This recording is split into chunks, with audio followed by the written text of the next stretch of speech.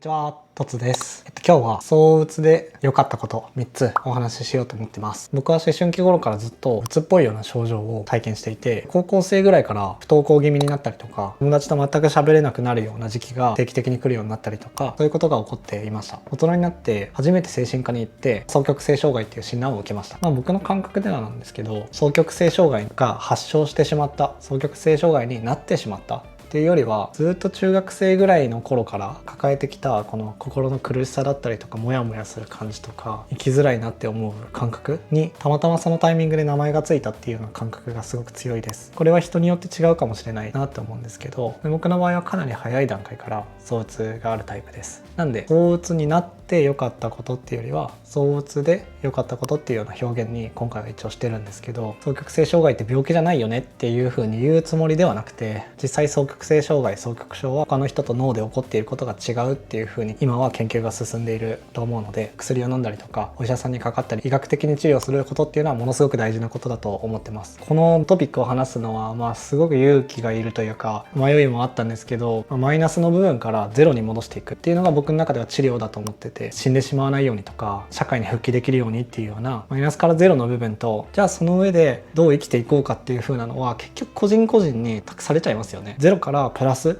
にどう一人一人歩んでいこうかっていう心のこと、または脳のこと、考え方のことっていうようなことを表現したいし伝えたいし、自分の個性をむしろ生かして生きていけるようになりましたっていう風に思ってもらえることがずっとやりたいことではあるので、今日ちょっと怖いですけどお話してみようかなっていう風に思いました。はい、躁うつで良かったこと1つ目、心のことに興味を持ったです。3、4年前に双極性障害っていう風に診断されるきっかけになった、すごく大きなうつがあるんですけど、それをきっかけにそれまであまり興味を持ってなかった心理学の分野だったりとか、認知科学なのかなみたいな分野にすごく興味を持つようになりました。この人ってなんでこんな考え方をするんだろうなっていうようなことにすごく興味が向くようになりました。鬱になってから人の苦しみだったりとか悲しみだったりとか、そういう負の感情がすごくその人の価値観に影響を与えて、しかもそれが悪い部分だけじゃなくていい部分、その人が何かを悲しめるから何かをするパワーになってるとか、その人の持ってる体験によって作られた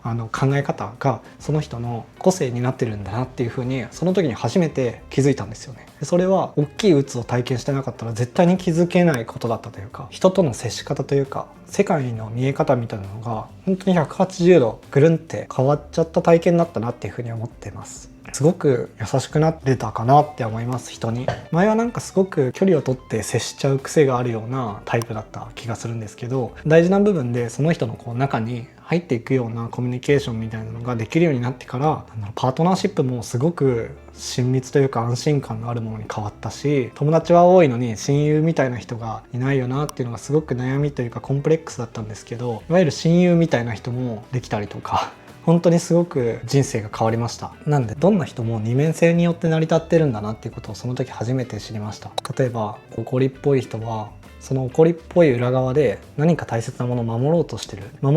ものが何だろうっていうことに初めて自分の目が向くようになって、どんな人にも愛情が根っこにはあるんだなっていうふうに思えるようになって、それですごく人に優しくなれるようになったし、みんな一人一人が個性の美しさを持ってるんだなっていうふうに、その時に思えるようになりました。はい、2番目ですね。2番目は段差のある人生です。躁うつって良くも悪くもすごく波がある人生を送っちゃう人だと思うんですけど、もともとは職人っていう職業にずっとなぜか憧れがあって、今もあるんですけど、一つの分野だったりとか一つのこれを作るんだ、器を作るんだとか木彫りのスプーンを作るんだとか、そういうものにずっと命をかけて作り続けられる人っていうのにもうむちゃくちゃ憧れがあって、その時は本当にそういう風になろうと思って頑張ってたんですけど、でも3年前の体験を経て、僕にはそういう生き方は多分根本的に向いてないんだなっていう風にだんだん思ってきて、気分の波があるような生き方みたいなこと自体をそもそもなくそうって思うんじゃなくて受け入れるように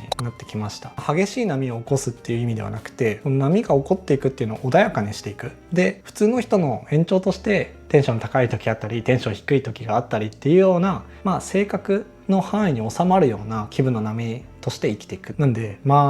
そう状態になって、僕の場合は突然アフリカに1年間行くみたいなことを20歳の時にやってたりとか、起業していろんな人を巻き込んで、それで大失敗したりとか、波乱万丈な人生もそれぞれで面白いなっていう風に、やっと最近思えるようにちょっとなってきたかなっていうような気がしてます。でそういう風に思えるようになったきっかけが、東京で一緒に暮らしてたパートナーがいるんですけど、そのパートナーは僕と真逆のタイプですごくフラットで、僕から見るとお寺のお坊さんみたいな、ずっと毎日なんか朝ごはんをこういう風に食べて、で昼は仕事にとかなんか出かけていって、で夕方はこれしてみたいな、毎日ずっとコンスタントに生き続けれるような性格の人だったんですよね。僕から見たら憧れのタイプのその彼女が、僕に対してあなたから見える世界が時々すごく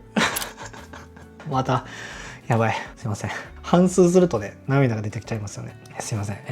あなたから見えてる世界が時々すごく羨ましいっていう風に言ってもらい続けてたんですよね。僕が見えてる世界が素晴らしいなんて考えたこともなくて、確かに彼女から見た僕ってものすごく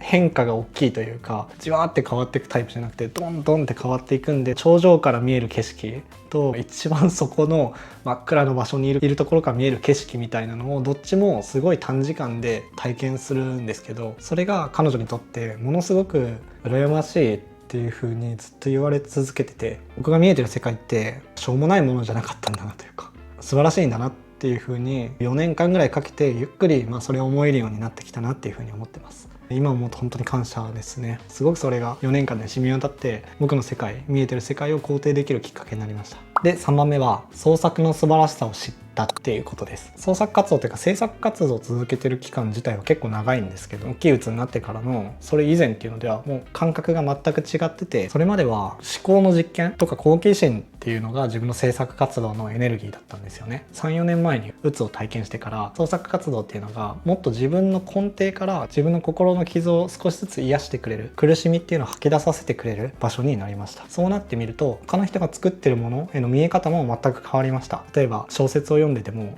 この人はこういう苦しみを抱えてるからこの小説を書かざるを得なかったんだろうなこの時にっていう、そういう部分が感じられるようになってから、なんかすごく一つ一つの作品というか映画とか、アニメとかもそうだし、その人自身が書かなければいけなかったことっていうようなことに触れられるようになってきました。これがなんで良かったかっていうと、例えば料理をしてご飯を食べるとか、瞑想するとか運動するとか、自分のメンタルを保つため、心を豊かにするための活動っていろいろあると思うんですけど、創作活動っていうのが自分の心を支えていく、そういう手札のうちの一つの切り札が一つ増えたっていうような感覚があります。絵を描くこととか文章を書くこととか、その先に YouTube で話したいこと、それを通して本当にたくさんの人とつながれることができるようになった。でつながるっていうのはフォロワーを増やしたりとかじゃなく、心でつながれるなっていう風な感覚がものすごく深まって、根本的な部分で僕の人生って幸せだなっていう風に思える感覚がすごく深まったなっていう風に感じてます。これは僕自身の創鬱っていうものを通して手に入れられた僕が見えてる世界の美しさだなっていう風に感じてますね。はい、ということで、今日は創鬱で良かったことについてお話ししてきました。僕の創鬱の体験談っていうのにもお話しさせていただいたんですけど、それにもいくつか批判的なコメントとかあったりして、それについて確かにそうだなって思ったり結構悩んでたんで、今回の動画も結構怖いなって思ったんですけど、でも僕が表現したいことというか伝えたいこととかは根本はやっぱりこういうことなんじゃないかなっていうふうに思って、僕の双極性障害とかメンタルの病気への理解みたいなものはもっと正しく理解して深めていきながら、考えていきながらいろんな人に伝わるようないい発信ができたらいいなっていうふうに思ってます。ということで、もし、躁うつだったりうつ病だったりとか、そういうメンタルの病気で、こういうふうに考え方が変わったよみたいなポジティブなことがあったらぜひ教えてください。こういう経験があったから自分の人生をもっと豊かにできるっていう風に思えるようになることって、治療に進んでいくっていう上でも第一歩としてすごく大事な感覚なのかなっていう風に感じてるんで、ぜひ教えてくれると嬉しいです。概要欄に質問箱のリンクも貼っています。そちらから話してほしいトピックだったりとかご質問があったらぜひ投稿していただけるとすごく嬉しいです。動画を見てくださって本当にありがとうございました。いいね、チャンネル登録してくださると本当にすごくモチベーションになるんで、一つ一つがすごく嬉しいです。よろしくお願いします。じゃあねー。